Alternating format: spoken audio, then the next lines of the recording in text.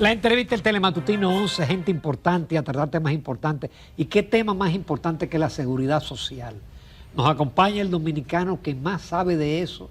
Fue el primer gerente de la seguridad social y sigue todavía, porque él fue el creador de la Fundación Seguridad Social para Todos y nos alimenta, a mí, a Jacqueline, nos envía cada semana un artículo, un trabajo que no tiene desperdicio. Arismendi Díaz Santana. Muchísimas gracias, Ramón. Gracias. Buenos días. Gracias a ti. Buenos días. Y en ocasión de la celebración del aniversario de la restauración de la República. Así es, que mañana. Y el inicio de un nuevo cuatrienio de un gobierno fundamental para la República Dominicana. Bienvenido al programa, Bienvenido, Arismendi. Y uno de los puntos claves es la reforma de la seguridad social, que tú has insistido con eso, pero es de la reforma que el presidente ha dicho. ¿Cuáles son tus expectativas de que salga una verdadera reforma? Bueno, mis expectativas son altas. En primer lugar, porque ya hay una conciencia nacional que cada vez se expresa más claramente, incluso en los medios de comunicación, sobre la necesidad de resolver una serie de distorsiones que tiene la aplicación de la ley y de algunos aspectos que necesitan una modificación real de la ley. Y esa esperanza de nosotros se fundamenta en varios criterios. En primer lugar, el presidente de la República, y lo digo con toda sinceridad aquí, siempre ha tenido una excelente comunicación con nosotros. Y es más, forma parte de un chat de seguridad social que yo dirijo. Forma parte de eso, número uno. Número dos, está consciente y ha escuchado nuestras recomendaciones y propuestas en esa dirección. No quiere decir que sean las mejores, las únicas, pero las reconoce y las acepta. En tercer lugar, como tú acabas de señalar hace un rato, el presidente de la República es el primer presidente de ejercicio que dice que no se va a reelegir, que no va a hacer ningún intento por reelegirse. Eso quiere decir que su gestión puede estar perfectamente orientada a provocar las reformas que hace tiempo que el país necesita, no solo en el campo de la seguridad social, sino en otros campos como los que ustedes estaban señalando. Y en sentido general, creo que hay una buena disposición en ese sentido para hacer una transformación que trascienda el inmediatismo de la República Dominicana. Don Arismendi, usted en su último artículo, que lo tituló Limitado avance de las pensiones solidarias, y dice, comienza diciendo que la CEPAL recomienda expandir las pensiones solidarias no contributivas, porque además de cumplir, en este caso, con nuestra ley, la 8701, contribuiría a reducir sensiblemente la pobreza y la indigencia. ¿De dónde van a salir esos recursos? Y si eso es sostenible en el tiempo. Como siempre, Jacqueline, tus preguntas son muy puntuales, muy inteligentes. Mira, cuando nosotros diseñamos la Ley de Seguridad Social, nos pusimos completamente a que el Estado, como Estado, contribuyese al régimen contributivo, que es lo tradicional en América Latina. No, el Estado va a contribuir al régimen contributivo, o sea, de los asalariados, por sus empleados. ¿Para qué? Para que el resto de los recursos se puedan destinar precisamente a dar respuesta a tu pregunta. Es necesario que el Estado pueda disponer de suficientes recursos para atender a la población más envejeciente que no tiene recursos, que son los pobres y los indigentes. Por esa razón, la ley establece que el régimen subsidiado sea financiado exclusivamente por el Estado Dominicano. Y para eso es necesario proveer los recursos. Y la provisión de los recursos en la ley es que el Estado solo va a pagar por sus afiliados. Por ejemplo, la ley del Seguro Social establecía un 2.5% a cargo del Estado para el Seguro Social. Pero eso nunca se cumplió. Y en la mayoría de los países de América Latina nunca tampoco se ha cumplido. ¿Y entonces vamos a eliminar eso porque... Y si se hace cumplir, porque si estamos en una tónica distinta y si eso se hiciera cumplir de aquí en adelante, ¿qué significaría eso? Bueno, en ese caso, la ley prevé, la ley nuestra, 8701, prevé que esos fondos vayan al régimen subsidiado para financiar esas pensiones. Déjame decirte una cosa, ese informe de la CEPAL debiera ser atendido por todas las autoridades y por todos nosotros con la debida seriedad que implica la CEPAL. Todo el mundo sabe lo que es la Comisión Económica para América Latina, CEPAL. ¿Por qué? Porque está señalando que si bien en este periodo de 4 años las pensiones subsidiadas, o sea, las que van a la población más pobre, han aumentado, aún hayan aumentado, todavía están muy rezagadas con relación a lo que dice la Ley de Seguridad Social. Y otra respuesta, Jacqueline, más agresiva todavía, vamos a ver, que te voy a dar. Aquí se están otorgando pensiones a personas que no han cotizado a la Seguridad Social, que son privilegiadas, 70, 80, 90 mil, 100 mil pesos. A personas que nunca contribuyeron y que no son pobres. Tienen un nombre, no, son discrecionales, pero tienen, ¿cómo que se llama, Ramón, esa cuando son? Cuando no cumplen. Son discrecionales. Bueno, son discrecionales, exactamente, sí. Entonces, cuando tú otorgas, por ejemplo, una pensión a un personaje, a una viuda, qué sé yo, 80 mil pesos, tú le estás quitando 8 pensiones al régimen subsidiado. De 10 mil cada uno. De 10 mil cada uno. Yeah. Eso es número uno. Y número dos, otro agravante que tiene la República Dominicana, porque las leyes no se cumplen, es que el Estado te pone una pensión a ti, pero después no te actualiza en el primer año, en el segundo año, en el tercer año. Y hasta los 20 años no te actualiza. Entonces llega un momento en que, por ejemplo, tú tienes una pensión adecuada, pero va pasando el tiempo, esa pensión se queda congelada y el resultado es que tu poder adquisitivo se va reduciendo. Aquí hay casos de que un coronel terminaba recibiendo una pensión con un poder adquisitivo menor que un sargento, porque la pensión de ese coronel nunca la actualizaron y la del sargento es nueva y por lo tanto surge con otro valor. Una preguntita, Arismendi. Esa pensión subsidiada no necesariamente el tipo tiene que haber cotizado. No, es para los no cotizantes. Ahora, puede para ser, el indigente, sí, de acuerdo a la propuesta de la Fundación Seguridad Social para Todos, también puede ser, y esto es muy importante, Ramón, para aquellos trabajadores que no cotizaron suficientemente a la Seguridad Social. Un trabajador que duró 5 años en una empresa, después lo cancelaron, él se fue y trabajó 10 años como independiente, no cotizó porque el régimen contributivo subsidiado no ha sido funcionado y entonces, por lo tanto, no llega ni siquiera a 200 cotizaciones, cuando la ley establece 360. Entonces, esa persona tiene prioridad para una pensión subsidiada. En primer lugar, porque es pobre, y en segundo lugar, porque aportó y fue víctima de la informalidad y de la marginalidad de la economía dominicana. Vamos a una breve pausa, porque todavía tenemos mucha tela por donde cortar con este tema tan importante que por eso hemos decidido. Esta semana nos la pasamos con abogados con la reforma y qué bueno cerrar la semana con una de las reformas más importantes. Continuamos esta mañana, nos sentimos muy complacidos con la participación del licenciado Arismendi Díaz Santana, quien fue gerente de la Seguridad Social y es el presidente de la Fundación Seguridad Social para Todos. Obviamente que en este tema de la seguridad social hay mucha tela que cortar, muchos puntos que corregir. Y uno de ellos que usted resalta es el tema de la evasión fiscal en la salud. ¿Qué puntito que a mucha gente no quiere que tratemos, obviamente? No te dan recibo, dinero pago en efectivo, el copago, y usted habla ahí del copago. Tú me ves, yo muchas veces le he pedido a médicos, yo quiero mi comprobante fiscal. Te dicen aquí que no damos comprobante fiscal. No dan comprobante fiscal.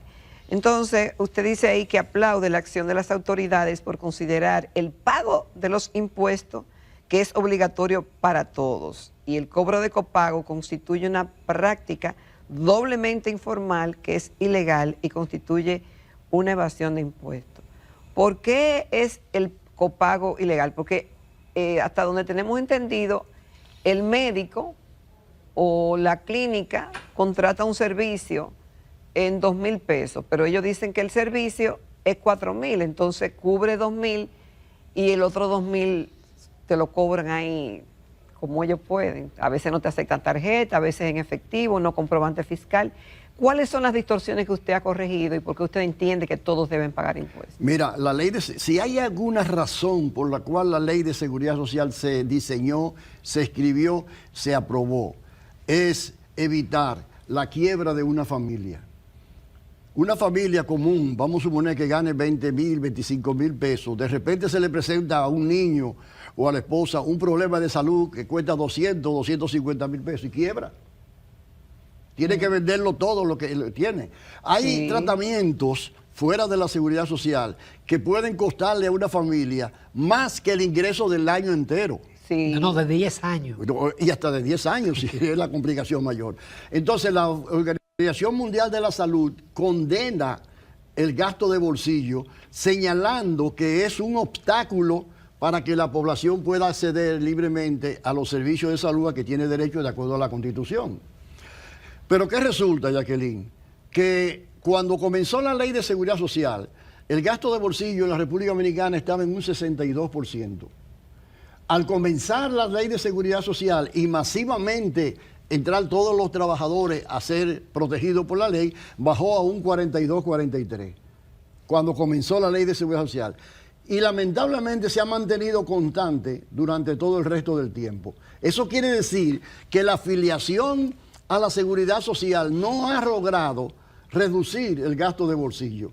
Y si no ha logrado reducir el gasto de bolsillo, la ley de seguridad social no ha cumplido su misión social. Arimendi, pero entonces, ¿cómo obliga a ese médico que dice, no, es que lo que me paga el seguro es muy barato? Es muy poco, yo no cuadro. No voy a dar consulta, como los grandes especialistas que no cogen seguro. Bueno, ahí hay una parte de razón de los médicos.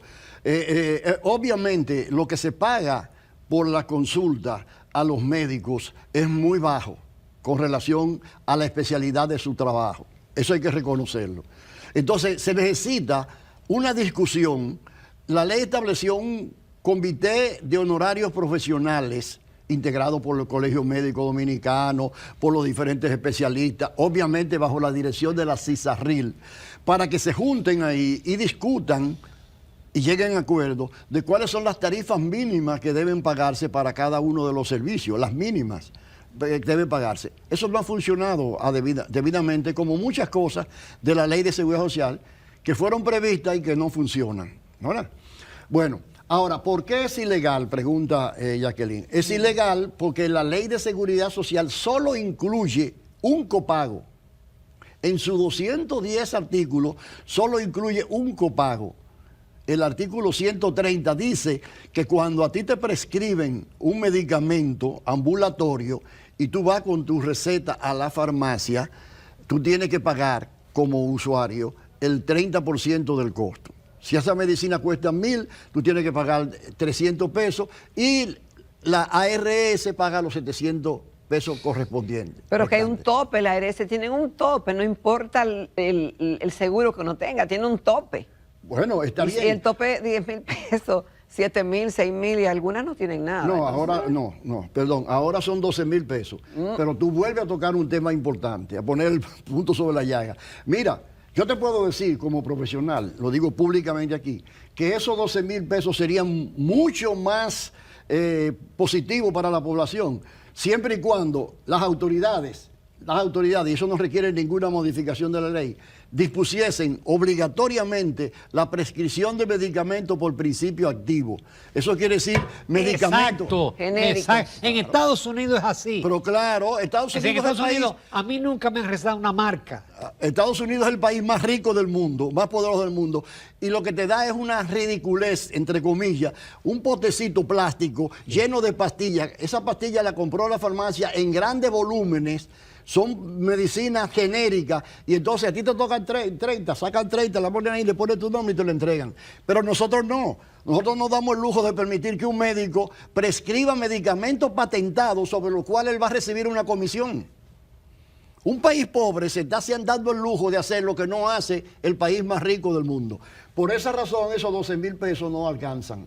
Número uno. Y número dos, volvemos nuevamente a las cosas que no se cumplen.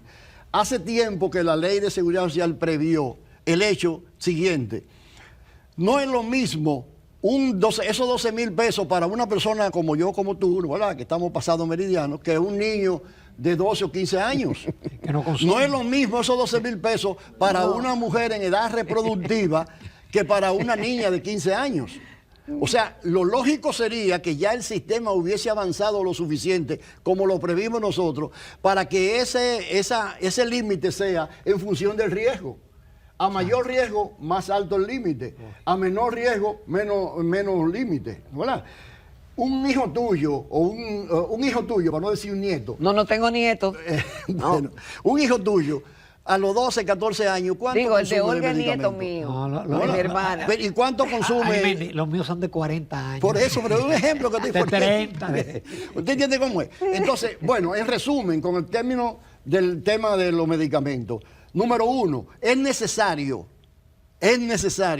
que se disponga aquí la prescripción de medicamentos de principio activo, o sea, genérico, para la seguridad social. Ahora, si a ti te recomiendan ese medicamento y tú quieres, porque tienes capacidad contributiva, Exacto, comprar uno mejor y pagar la diferencia, eso no es ningún problema para la ley de seguridad social, porque no afecta a los demás. Eso es número uno. Y número dos, es necesario que se eleven las tarifas de los médicos y de los especialistas para Pero que para eso no hay que modificar la ley. No, tampoco. Mira, Ramón, te voy a decir con toda claridad aquí, como siempre he dicho, en materia de salud, para resolver el 95% de los problemas que aquejan a la población dominicana, esos que están oyendo, esos amigos que están escuchando, que afejan esto, no hay que modificar la ley de seguridad es voluntad social. y visión. Solamente hay que aplicar la ley, comenzando por Lo la que sí hay atención que primaria. modificar es la parte de la pensión. Exactamente. En la parte de pensiones sí, porque para poder garantizar mejores pensiones hay que subir la cotización. Y eso requiere una modificación de la ley y un proceso gradual de orientación y de comunicación con la gente. Siempre se ha dicho que hay un tema con la seguridad social, y es que el Consejo, el tema del derecho al voto, boicotea todo. Si el patrono dice que no, no va. O si los trabajadores dicen que no, eso debe de mantenerse, eso es correcto. Bueno, originalmente el responsable de eso fui yo. Porque yo fui... Ya ustedes saben a quién echarle. Claro, tengo Pero que que decirlo eso se con- busca convierte el en una consenso, torre de claro. Babel. ¿Por qué fui yo? Porque antes de yo trabajar en la seguridad social, yo fui el director técnico del Infotep, Instituto Nacional de Formación Claro, técnico Profesional. profesional. Y en el Infotep, hace tiempo que la ley estableció, desde el 80, estableció el derecho al veto. Y allí el derecho Pero ya al veto, funcionaba. allí el derecho al veto, ¿qué ha hecho? Supongamos que tú eres el Estado, que yo soy el empresario y que ella es la trabajadora. Ella no me puede imponer a mí. Yo no le puedo imponer a ella. Tú no me puedes imponer a mí, yo no te puedo imponer. Ni ¿Qué él me puede resultado? imponer a mí, El imagínate. resultado es el diálogo. Ay, Pero en la ley de seguridad social no ha funcionado. De modo que ya yo estoy convencido de que es mejor eliminar ese ruido que significa. La falla que quizás tuvimos y que yo me atribuyo fue que no previmos la regulación del ejercicio del veto. Si se hubiese regulado Entiendo. el ejercicio del veto tendría un límite y finalmente no trancaría el juego definitivamente. Pero eso no lo previmos y eso es un error que hay que pagarlo y que yo estoy reconociendo, porque si alguien está diciendo que yo escribí la ley para lo bueno y escribí la ley para lo malo, y lo estoy reconociendo aquí ahora con toda responsabilidad. Arimendi, pero la modificación de ahora es la que está en el Congreso o va a comenzar de cero en el seno del Consejo Económico Social o en alguna comisión que va a designar el presidente. Otra pregunta interesante. Yo estoy planteando, por sentido común, que como el presidente de la República va a enviar ese tema nuevamente al Consejo Económico Ah, él y lo va a Social, enviar. Me imagino que sí, porque si va a llamar a diálogo, ahí esa es la instancia del diálogo. Se supone entonces que ese consejo tiene una serie de actas y de resoluciones que se fueron tomando y que hubo una cantidad de acuerdos. Entonces esos acuerdos no deben ser tocados. Lo que debe ser tocado y con un tiempo determinado son los puntos donde no hubo consenso para tratar de resolverlo. Pero además de eso yo propongo, o mejor dicho, la Fundación Seguridad Social para Todos propone que esa convocatoria para consenso se le dé un tiempo y que a partir de ese tiempo el presidente de la República asuma la responsabilidad constitucional de llevar eso al Congreso y hacerlo pasar. Ese fue el ejemplo que siguió el presidente Hipólito Mejía. Si una de las grandes obras que hizo el presidente Hipólito Mejía fue aprobar la Ley de Seguridad Social. ¿Y cómo? Sí. Dio un plazo al Colegio Médico Dominicano y dijo, mire, si usted no resuelve ese problema con las autoridades y se pone de acuerdo en eso, yo de todas formas voy a pasar la ley. Yo fui testigo de eso, fui artífice de ese proceso. En 2 meses ya nos habíamos puesto de acuerdo con el Colegio Médico y el Colegio Médico se había puesto de acuerdo con nosotros y nosotros con el CONEP, y por eso esa ley llegó al Congreso Nacional con un consenso total. Entonces eso quiere decir que la voluntad política tiene que predominar finalmente. La democracia, el juego del diálogo tiene un límite, porque tú no puedes esperar que el último, el más rezagado, sea el que determine tu conducta. No, y que no tiene que ser por unanimidad. Por unanimidad. Porque ¿cómo tú vas a poner la unanimidad, por ejemplo, en cualquiera de esos temas donde hay intereses mercuriales de por medio? ¿Cómo tú puedes poner por unanimidad? Ponte tú que tú pongas a discutir, un ejemplo, si se prescribe medicamento libre como existe ahora o por principio activo. Los que quieren medicamento libre van a bloquear en todo momento la discusión. Por supuesto. Y no van a ceder eso porque ese es su derecho, entre comillas. Claro. Entonces tú no puedes condicionar un acuerdo de esa naturaleza. Pero como que los laboratorios lo querían que más se genere. Y las farmacias van a vender genéricos. Déjame decirte una cosa, mira, según los estudios del Banco Central que tú conoces, el 68% del gasto de bolsillo de República Dominicana corresponde a los medicamentos. Oye bien, el 68%. O sea que si el gobierno dominicano toma la decisión de ir hacia una transformación, como dice la ley, le está quitando, vamos a suponer, un 50% del gasto de bolsillo a la población dominicana. Es un aumento y además mejorando la calidad de la salud, porque tú sabes que la inmensa mayoría de los medicamentos genéricos, bueno, todos son aprobados por el Ministerio de Salud Pública y a su vez por la Organización Mundial de la Salud, de modo que no se puede alegar ahí falta de calidad, ¿verdad? Y además, si tú reduces el costo, por ejemplo, yo tengo medicamentos para controlar la hipertensión y los medicamentos que yo estoy utilizando en este momento cuestan la 1/4 parte de lo que me recomendó el médico hace un tiempo. Ah, pues tú sos genérico. Claro, yo estoy genérico y mira cómo yo estoy, y como dice Jacqueline que yo estoy, y estoy consumiendo desde hace 20 años productos genéricos. De modo que yo estoy dando el ejemplo y diciendo que eso funciona. Pero además yo te voy a poner una pregunta finalmente, Ramón. ¿Y por qué aceptamos? ¿Por qué el colegio médico, por qué esas sociedades especializadas aceptan que a los afiliados al subsidiado se le entreguen medicinas genéricas? ¿Y por qué no se le pueden entregar entonces a los del contributivo? Explícame ese asunto, que no sea mercurial. Dame una explicación que no sea mercurial. Definitivamente. Arimendi, como siempre, agradecido y seguiremos consultando contigo. Bueno, hasta que tengamos esa ley que a todos aspiramos. Así mismo. Muchísimas gracias nuevamente y les reitero nuestra disposición, sobre todo cuando ya se conozcan los proyectos que plantea el gobierno, las autoridades, para venir aquí a ayudar a aclarar las cosas o a ayudar a hacer propuestas más sensatas en ese sentido. Y gracias por enviarnos semanalmente ese trabajo que yo lo devoro inmediatamente. Yo sé, porque cada semana tú me das una respuesta. Estoy de acuerdo. Es muy bueno. Y me hace alguna puntualización. Ese último del comprobante fiscal me gustó, porque lo pido y no me lo dan. Bueno, Arimendi, muchísimas gracias. De nuevo, muchísimas gracias por tu participación. Y nada, salud y bendiciones. Igualmente. Bueno, muchas gracias. Muchísimas gracias, Jacqueline, que te conserve así siempre. Gracias, igualmente. Nos vamos a comerciales, retornamos a la recta final del Telematutino 11.